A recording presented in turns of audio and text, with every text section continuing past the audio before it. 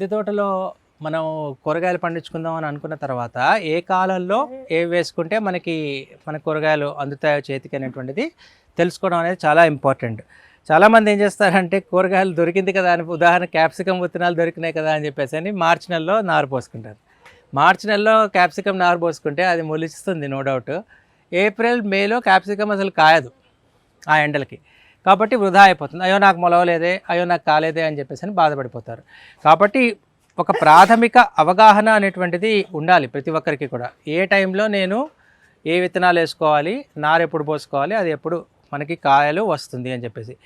A కూరగాయలన్నా 90 days to 120 days దాని life cycle. అంటే 3 నెలల నుంచి 4 నెలల వరకు మాత్రమే ఆ కూరగాయ పంట మనకి అందుతుంది.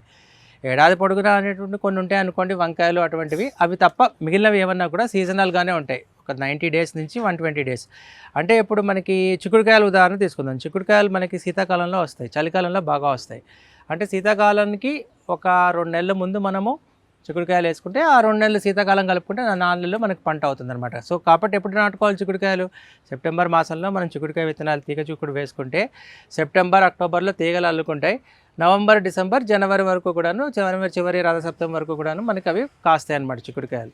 సో ప్రతి సీజన్లో మనం ఏం పెంచుకోవాలి? Let us start with summer. May నెలలో ఏం వేసుకోవాలి? మే నెలలో దుంప జాతులన్నీ నాటుకోవాలి. అంటే పసుపు, అల్లము, కంద, చామదుంపలు, ఇట్లా ఏవే దుంపలు ఉంటాయో, మామిడి అల్లము, ఇట్లా ఏ దుంప జాతులు ఉంటాయో ఇవన్నీ కూడా మనము మే నెలలో మంచి ఎండల్లో మనము వేసుకోవాలి.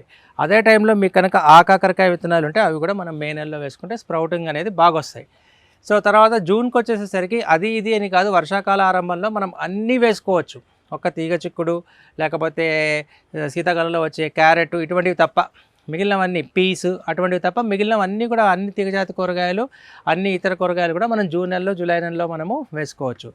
వర్షాకాలం మధ్యలోకి వచ్చినప్పుడు మనము కొత్తిమీర లాంటిది పండిద్దామంటే అది మనకు కుదరదు. ఎందుకంటే మనం వేసుకున్నటువంటి కొత్తిమీర వర్షానికి చెదిరిపోయి కుళ్ళిపోయి మనకి చేతికి అందదనమాట.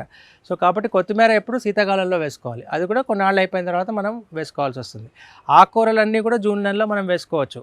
తోటకూర, గోంగూర, బచ్చలి కూర, పాలకూర. బచ్చలి కూర 365 days వస్తుంది, తోటకూర కూడా 365 days వస్తుంది. చలికాలంలో కొంచెం తక్కువ వస్తుంది.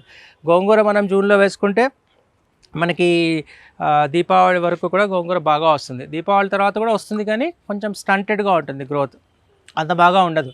సో గోంగూర కూడా అది సీజన్. పుదీనా కొంచెం ఎండని కోరుకునేటటువంటి పంట. పాలకూర ఏమైతే ఉన్నదో అది శీతాకాలం పంట. మెంతికూర కూడా శీతాకాలం పంట. సో ఇట్లా ప్రతి పంట మీద ఒక అవగాహన ఉండాలి, ఎప్పుడు నాటాలి, దాన్ని ఏం చేయాలి అనేటువంటిది. గోరుచిక్కుడు కొంచెం ఉష్ణకాలం పంట. అంటే అది మనం ఎండాకాలంలో వేసుకోవచ్చు, వర్షాకాలంలో వేసుకోవచ్చు. చలికాలంలో గోరుచిక్కుడు వేసుకుంటే అంత బాగా రాదు.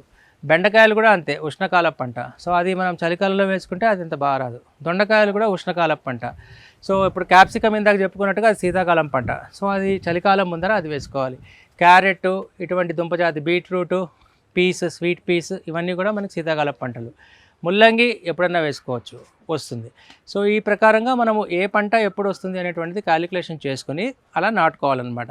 సో ఈ ప్రకారంగా ఒక సంవత్సరంలో 12 నెలలని మనము ఒక 3 పంట కాలాల కింద విభజించుకోవచ్చు. అంటే 3 నెలలు లేక 3.5 నెలలు ఒక పంట కాలం కింద. అలా ఒక 3 పంట కాలాలు తీసుకుంటే మనకు 10 నెలలు, 11 నెలలు మనకు వచ్చేస్తుంది. మే నెలలో మనకి ఇక్కడ మనకున్నటువంటి తెలుగు రాష్ట్రాలలో ఉన్నటువంటి వాతావరణం ప్రకారము ఏదో కొద్ది ప్రదేశాల్లో మాత్రమే పంటలు తీసుకోవచ్చు, కానీ మే నెలలో మిద్దె తోట మీద కూరగాయలు బాగా పండుతాయి అనేటువంటిది కొంచెం కష్టతరమైనటువంటి విషయం. ఆకుకూరలు మాత్రం మే నెలలో కూడా మనము పండించుకోవచ్చు.